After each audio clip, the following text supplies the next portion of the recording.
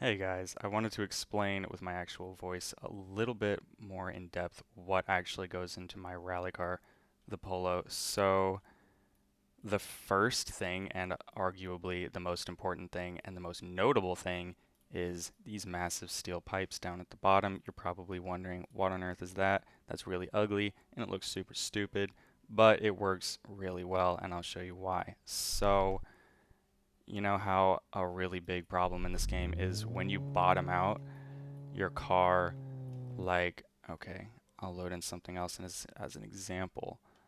Um, how about this? This random car I made a while ago. This is a pretty normal car. This is a horrible example. It's massive. You know, like a small car. Here, I got a Honda Civic. Sure. So you can see that when it bottoms out,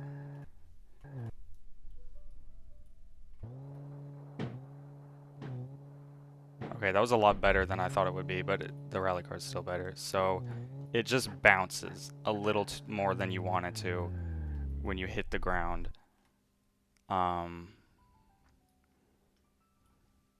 and the reason why, if you really think about it,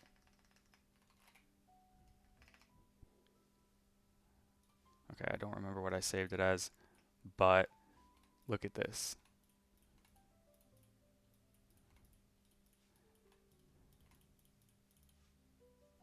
Okay, if I spawn in with this, I should bounce quite a bit. Yeah, look at that. That's because I have weak frames underneath and a big heavy piece up top. And if I move these above the seat, no bounce. Basically no bounce. If you slow it down, there's a tiny bit. So literally just this by itself should explain exactly what I'm talking about. If you put a bunch of weak frames below something heavy, they're gonna act like a spring. You don't want that, obviously. If you put them above it, the heavy part absorbs all of the impact because in this game, you all know parts stretch and compress. If it hits the ground flat, there is no rebound. There's absolutely no bounce at all. If you just spawn in with the seat, it just lands, and that's it. Um, Wonderful, wonderful. You could call it an exploit, a glitch, a feature if you want. I don't care.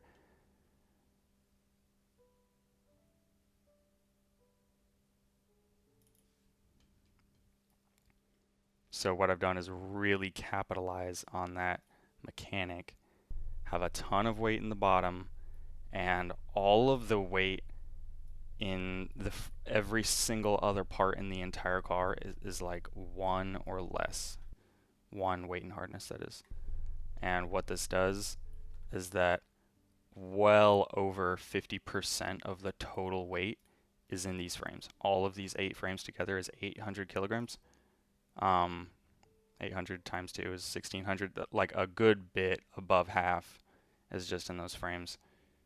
So when I bottom out, less than half of the car's weight is bouncing down and then bouncing back up and pulling this up with it. That's less than half of the total car weight pulling it back up. So it's not gonna move a whole lot. Um, it works a lot better than you think it does. You really don't know until you try.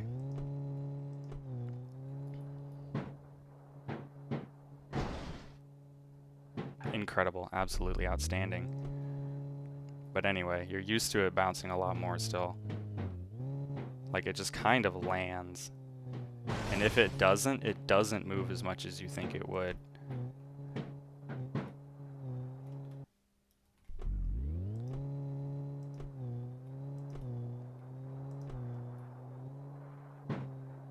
See, like that, you hear it bottom out, but it doesn't really bounce much.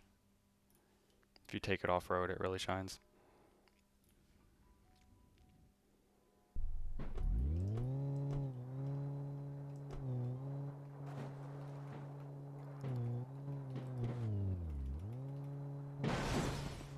Yeah, like that. That was really loud. You heard it hit the ground, but it barely bounced at all.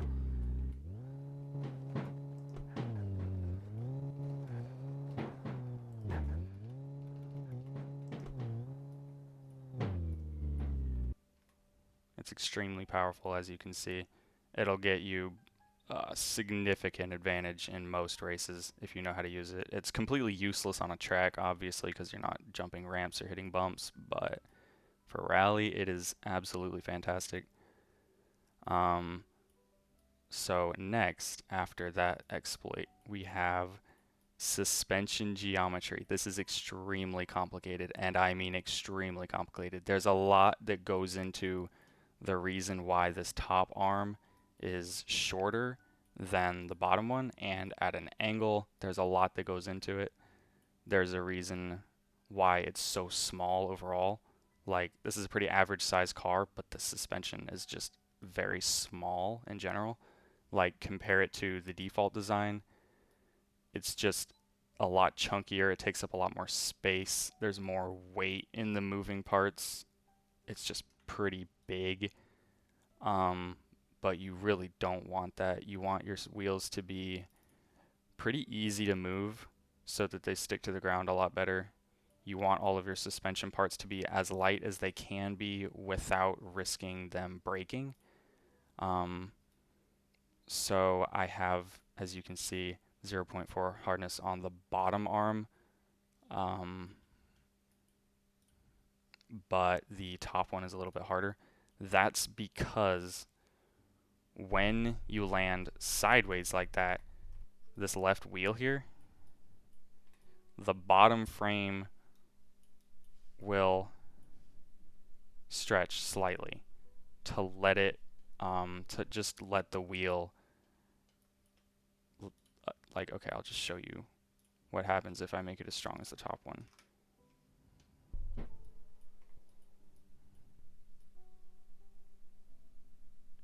It moves a little bit less, and when you go at bumps while drifting to the side like that, a lot of the time a really strong bottom arm will just, the friction of the tire will just completely pull the whole thing underneath the car, and then it'll end up either inverting or just flipping the whole car.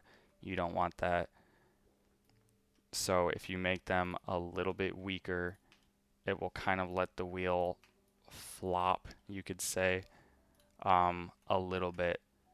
I have limiters to make sure that it doesn't go completely out, but just let it move a little bit and you'll be a lot better off while, sliding to the side and you hit a bump.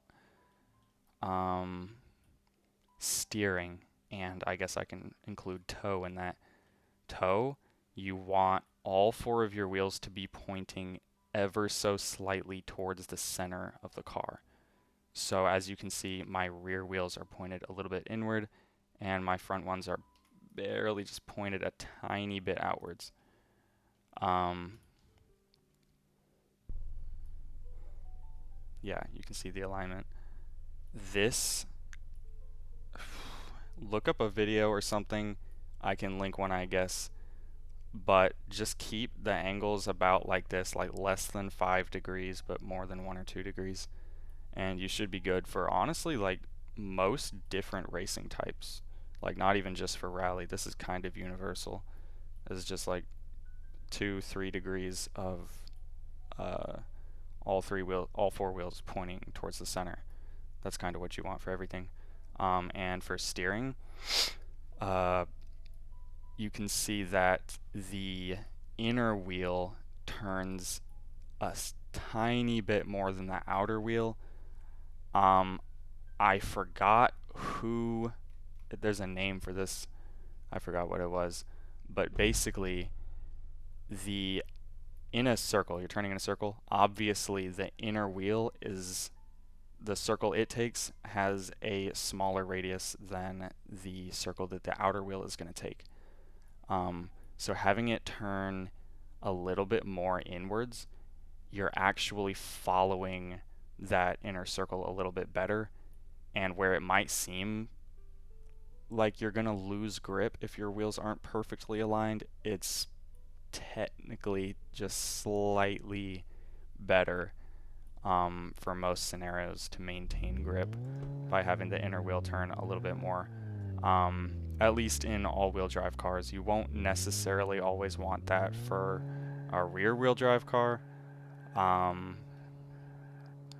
even though it still kind of applies, but specifically for this kind of car, you definitely want the inner wheel to turn a little bit more than the outer wheel. It'll just help it feel very stable. Speaking of stability, I only have a front roll bar. You don't want a rear roll bar for really much of anything. If you can get away with not having a rear roll bar, just don't have one. In most cases, they do more harm than good.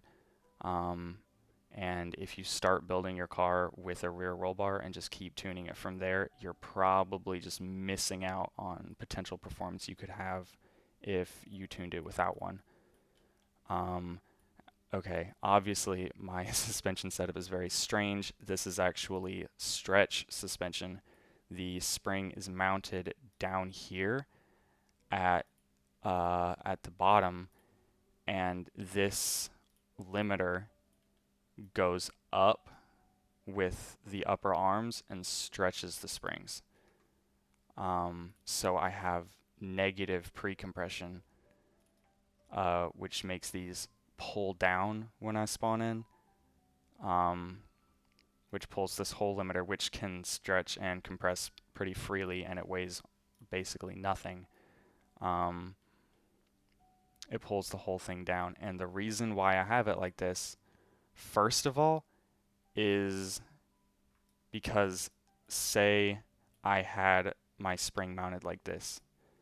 In Dream Car Builder, the weight, the mass of a part is calculated in the nodes, not the line, not the line segment, the frame, whatever. It's in the nodes. So by having the shock here, you have half of the weight in this node and half of the weight in this node. This isn't so much of a problem. The problem is this. That's a tiny little bit of weight on the top rack. Remember how I said you need to keep all the weight at the bottom? Okay, so in an extreme example, you're absolutely tryharding this car. You want all of the weight to be at the bottom. So not having this node attached here means I get even more weight in the bottom, one node at the bottom, one node here, which isn't attached to the frame at all. That's in the wheels. The wheels moving around moves this weight. So you don't have to worry about it rebounding when you bottom out. No weight is on the top rack.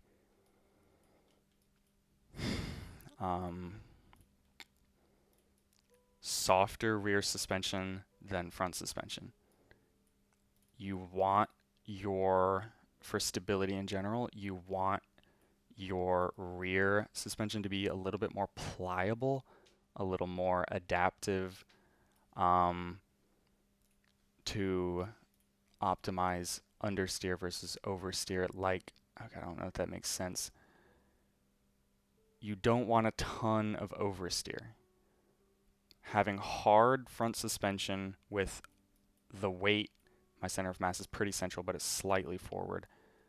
If you have hard suspension, weight in the front, and not very much adaptive, like if it's just so stiff that it doesn't really move much when you steer, you're going to have a ton of oversteer.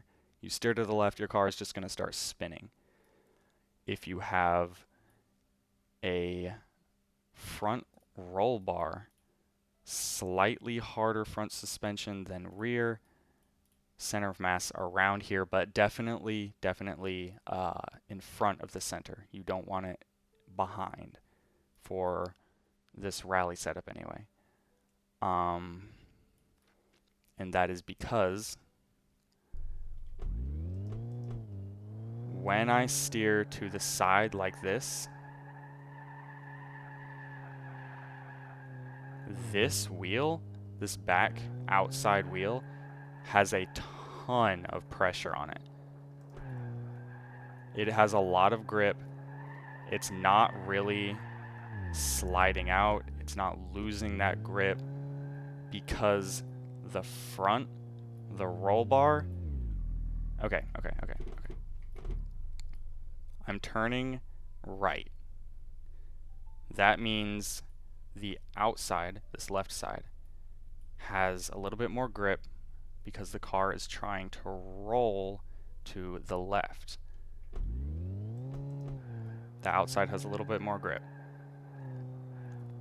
By having rear suspension that can roll easily, no roll bar, that means while I'm turning, this wheel actually pushes this wheel down. It's negative anti-roll. That doesn't make perfect sense, but this is more like solid axle when it comes to roll handling.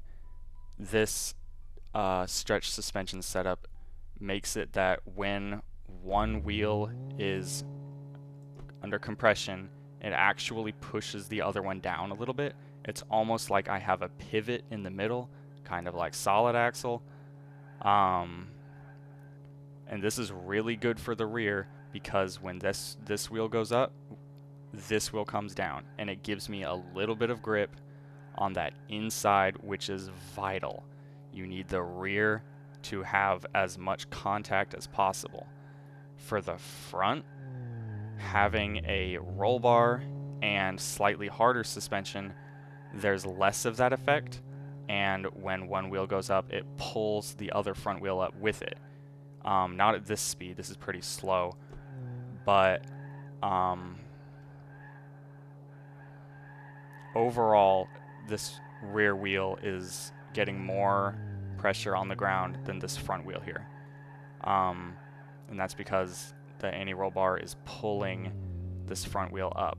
So that means while turning to the right, these three wheels, the outside wheels and the inside rear wheel, have most of the grip. So I'm basically on three wheels while turning. Yes, this wheel still has a little bit of grip, but just not as much. You're focusing on the outside and the inner rear. This means the front doesn't have all that much grip. Even though the center of mass is slightly forward, the front just has the one outer wheel for grip. The rear has both. That's what you want, so that you have understeer and you don't just instantly go out of control when you start to turn. As you can see, this is extremely controllable. I can do this, and I'm basically still going in a straight line. I drive on keyboard, by the way. It just doesn't spin out. It also helps that I don't have 1200 horsepower. Please don't use max engines. So yeah, focus on rear grip. That will help a lot with your oversteer problems. If you drive on keyboard like me, you don't want super slow or super fast rods. My favorite speed is 0.2. For this rally setup, I have it on 0.18, which is, I mean, it's not super fast, but the default is 0.4, which is extremely slow. And in my experience, it just feels very hard to drive precisely with extremely slow suspension. I have to plan so far ahead. It just doesn't feel very fluid. Alright, what's next? We went over weight distribution, steering, toe. Okay, dynamic camber.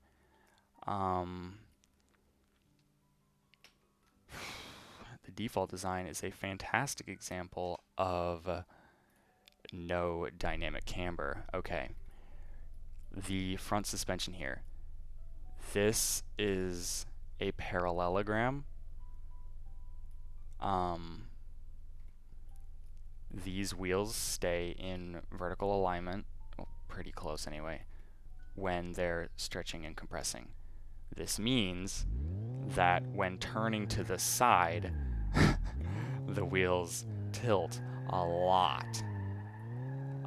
This is bad. You'll lose a lot of grip with the wheels tilting like that so much. This is because obviously the tire has a flat contact patch. If you tilt that, you're just getting like some of it. Maybe you're getting less. You're getting less contact on the ground by tilting the wheel. So there are several ways to make it that you have dynamic camber, which means when the suspension compresses, your wheel will tilt.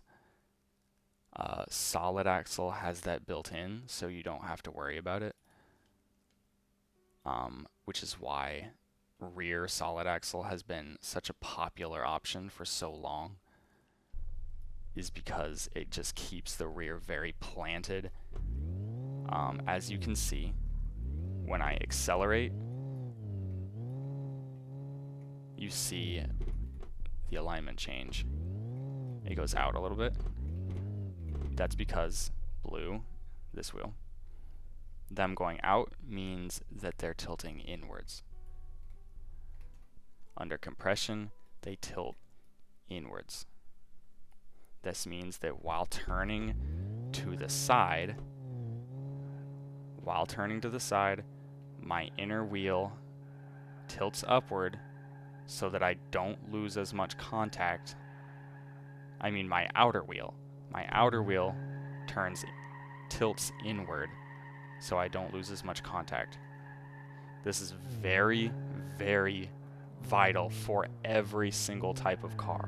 You want to maintain as much tire contact as possible for grip, stability, consistency, everything. Dynamic camber can be very hard to tune. It is pretty complicated, but overall, the general idea is to have the top arm a little bit shorter.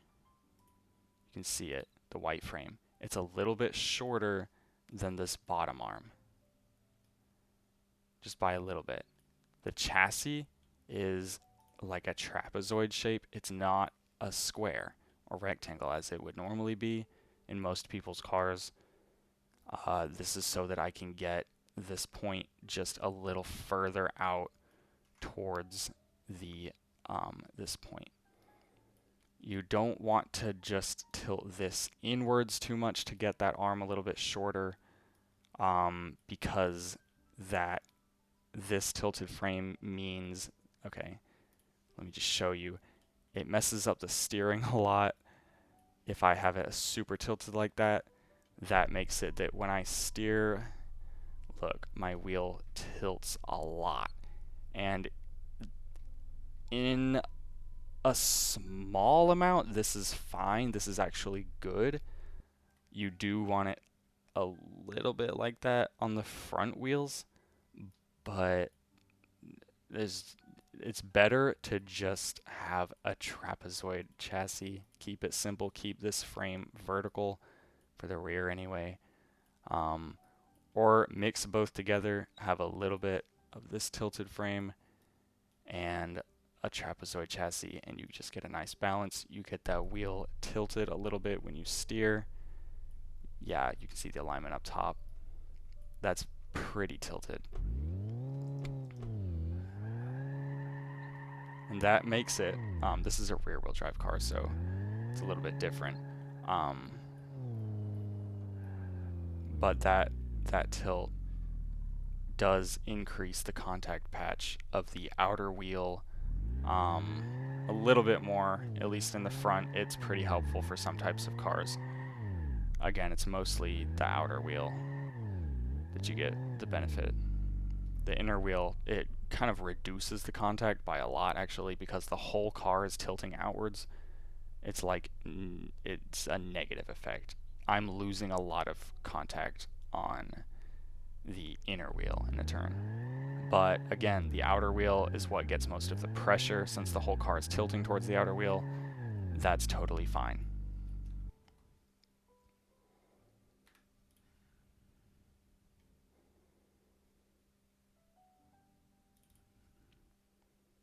Okay. Tire pressure. Keep tire pressure at max. There's no reason in this entire game that you should be using anything less than max tire pressure, aside from like one reason. If you have absolutely massive wheels, really thick tires, and really low pressure, you can get some benefits. Like you can just kind of glide over small bumps and you feel absolutely nothing in the suspension. That's a lot just being absorbed by the tires, but you lose so much grip with really, really soft tires, especially on concrete, tarmac, whatever. It's just not worth the trade-off, and considering most of the community likes to race on tarmac, you're just better off keeping your car tires at max pressure, or at least above, I don't know, for a normal car weight, keep it above 200. You should be fine above 200 for a car that doesn't weigh like 5,000 kilograms.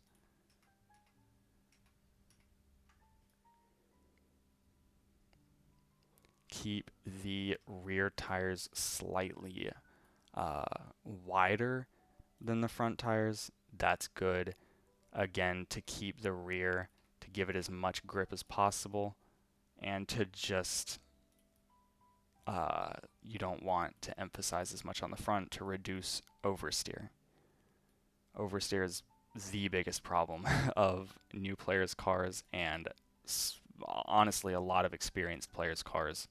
I drive them and they just oversteer like crazy, which in some cases you might set the world record on a track with a car that oversteers. But as a keyboard player, it's just not viable to have cars that oversteer.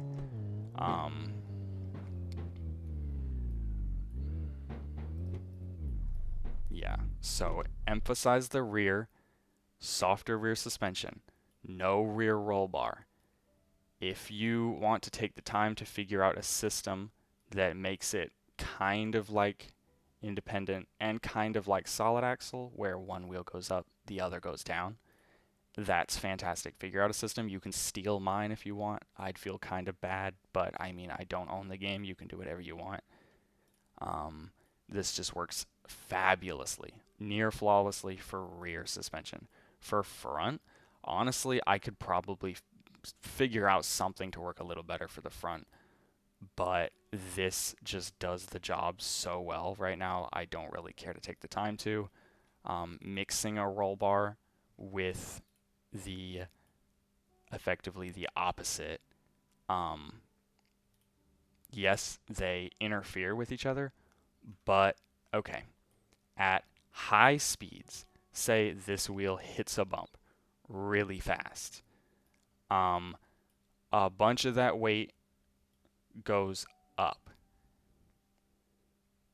The mass gets sent up. This being kind of like a pivot in the middle, this limiter is tilted like this. Tilted. Pivot in the middle, this limiter is tilted. Forces this frame down. Okay? I've tilted the whole thing now.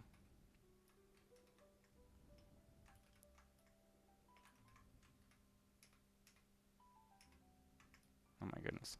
Okay. So that system, one wheel goes up, the other one goes down because of the pivot. The anti-roll bar is literally the opposite. If one wheel goes up, it pulls the other up with it. Having both systems work at the same time. Note, okay, I have a pretty weak roll bar. 0.2, that's pretty weak. But this system, since the pivot isn't exactly in the middle, this is also pretty weak. At high speeds, this kind of takes over and overpowers the weak roll bar, but at low speeds, the roll bar keeps these wheels pretty flat, and you keep that front stability, I guess.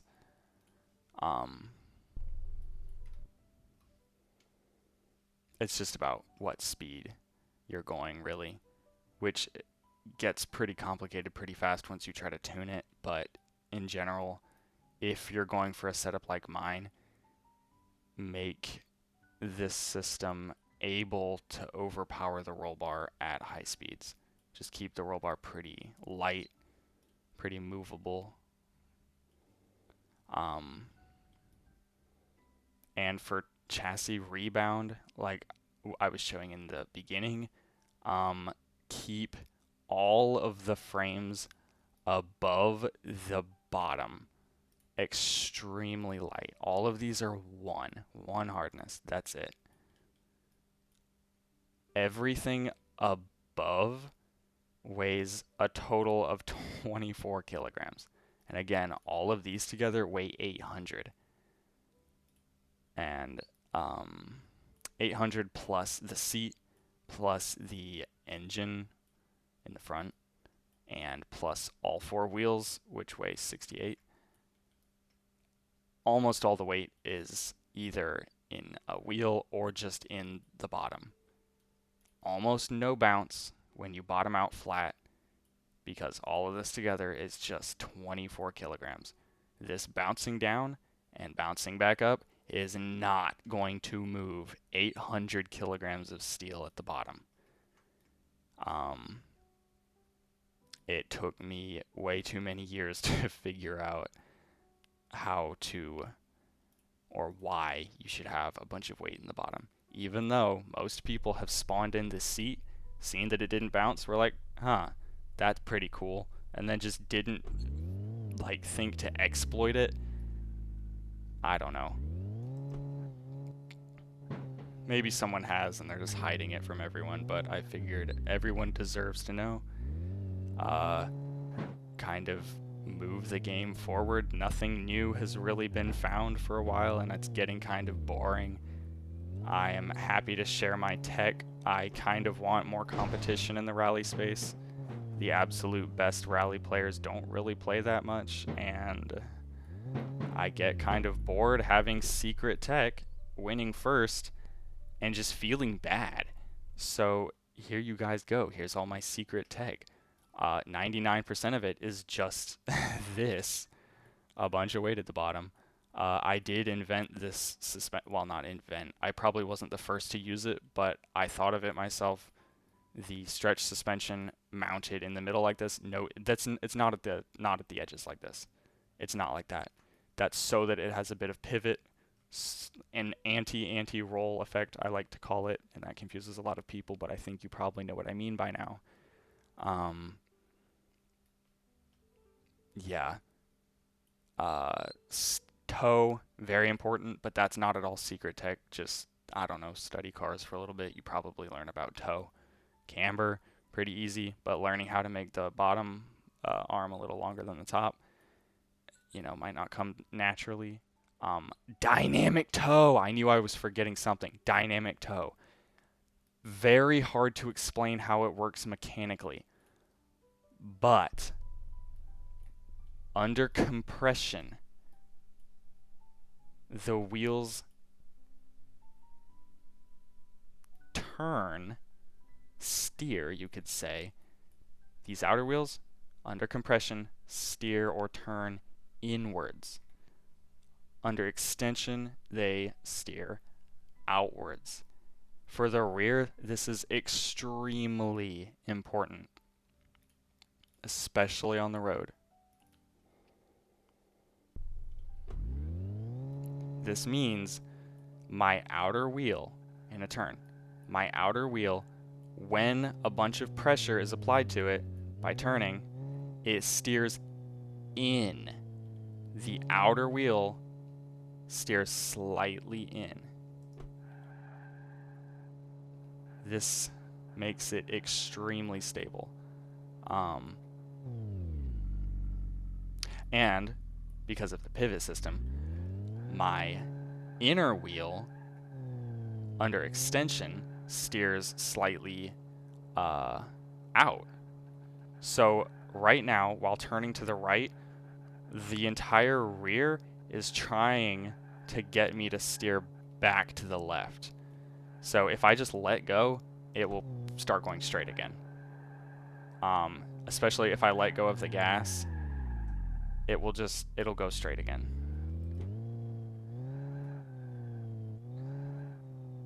I don't have to worry about it spinning out, it just steers itself back straight again. It's a beautiful system. One final thing is the weight distribution. Yes, you have to have it right here pretty much. You could have it like 75% forward if you wanted, right in the middle if you wanted, but for this setup it just doesn't work in the back.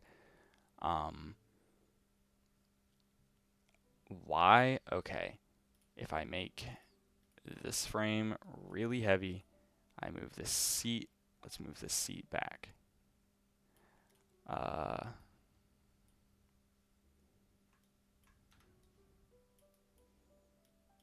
There. That didn't move the center of mass much. Okay. Let me just make this whole thing really heavy. There. Now my center of mass is moved considerably further back. Let me just adjust this to like 5,000 to compensate. Okay, that's cursed, but you'll be able to see what I mean.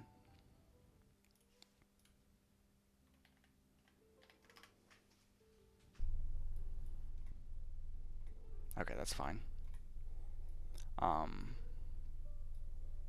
With more weight in the back, the car is going to roll in the rear a lot more. See, this is tilting a lot more than it did.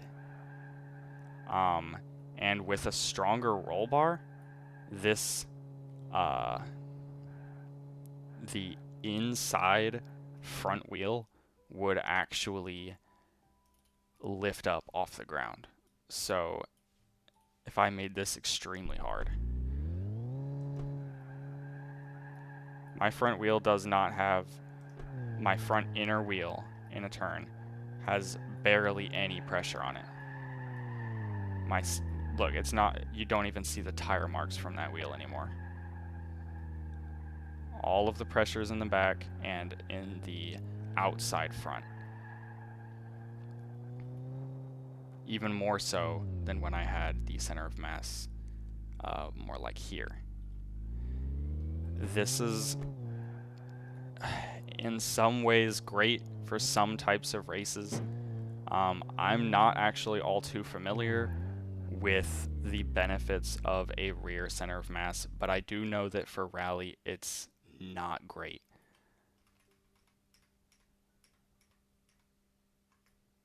It's just not great. You want to keep the weight in the front so that the inside front wheel doesn't just straight up lift off the ground in a turn. And that might happen because the rear can tilt so much, which is good to keep contact at a maximum. So it just kind of keeps all four wheels as planted as possible to have the weight in the front to keep this flat on the ground. All right, I think, oh boy, differentials. Okay, first thing, turn this off. Just turn it off. This makes it so that when a wheel is in the air, any wheel connected to the engine is in the air, it will lock all the differentials.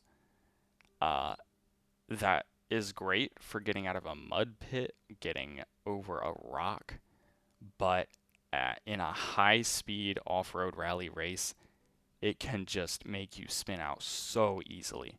One wheel hits a bump, is in the air for a split second, and during that split second, all of the wheels start going at the same speed. That gives you a a big, big power boost in wheels that might not have as much weight applied to them in that given moment, which can make you spin very easily. Not good. Just turn it off. It's terrible for high-speed off-road racing. A center differential.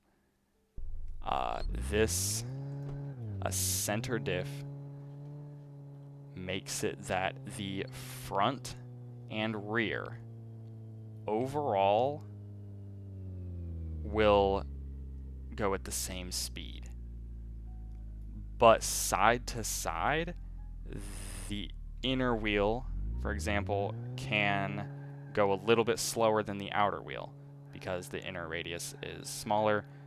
Having the outer wheels turn a little faster, you get, it's smoother, you lose less grip from wheel spin, all of that. But you don't need the front to go any faster or slower than the rear. So a way to prevent this inner front wheel from eating up a ton of grip, a ton of engine power because it's being lifted off the ground a little bit, to keep it from eating up all my engine power with a completely unlocked diff, I can use a center diff, which is from the engine. Where's the engine node? Right here? Yes. Okay. From the engine, I have one transmission here. This is set to lock all child transmissions at the start of the race. It only has 2 child transmissions.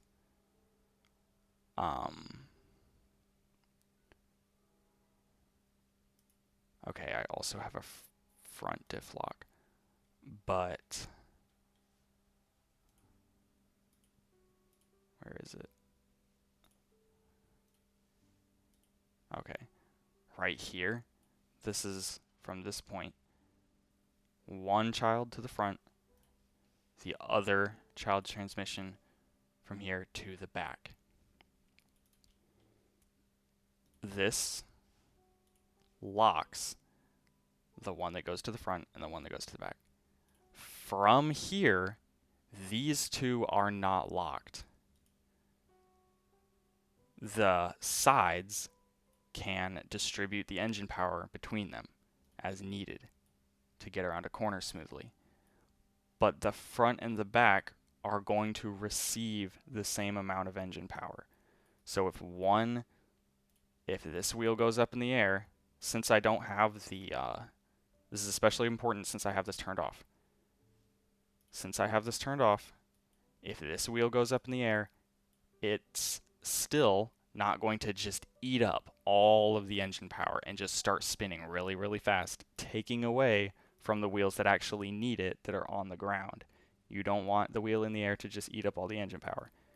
So instead of locking all differentials, a better way to prevent that is a center differential, which gives the same amount of power to the rear and the front, but keeps the sides open so that you can take turns smoothly.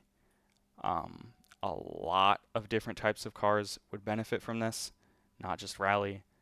I found it extremely useful. Things just feel a lot more reliable.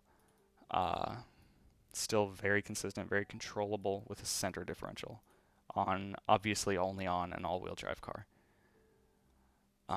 And I have a front differential lock, which honestly I do not fully understand the rally benefits of a front differential lock.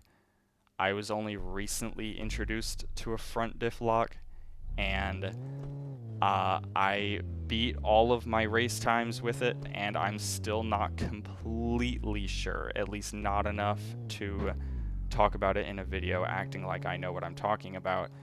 It works really well for rally. It's great.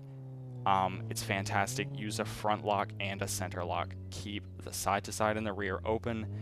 Off-road, you get so much grip, so much power. It's amazing. Fantastic. Very cool. Obviously, obviously, use advanced physics if your computer can run it.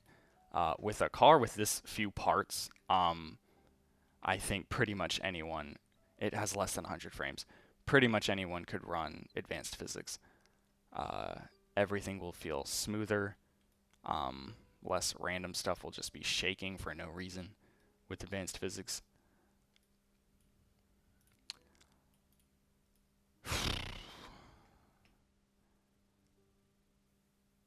Is that absolutely everything? Gearing, that's kind of up to you. Kind of, there's obviously optimal gear curves. This one is a little strange. As you can see, it's not a perfect curve. I have my first gear open a little bit more just for a specific race this was made for. But overall, just do what gears feel. It's Go ask your friend. Go ask your tryhard friend for his gear ratios for any given car, power, and weight. Just do what feels good. If someone who's beating you tells you to change your gear ratios, just listen to them. It changes for every single race, uh, every single car weight class, every single engine power. You're constantly just changing your gears. You eventually kind of get a feel for it and a feel for what they should be. Um, but don't think that there's one gear curve, one universally best gear curve. There isn't. It changes for every car. Always remember to color things so they look sick. You actually go faster with bright colors. This is scientifically proven by the community and by data and facts backed up by the internet. All right. I think that's absolutely everything. Big thick pipe. Really cool. Bye.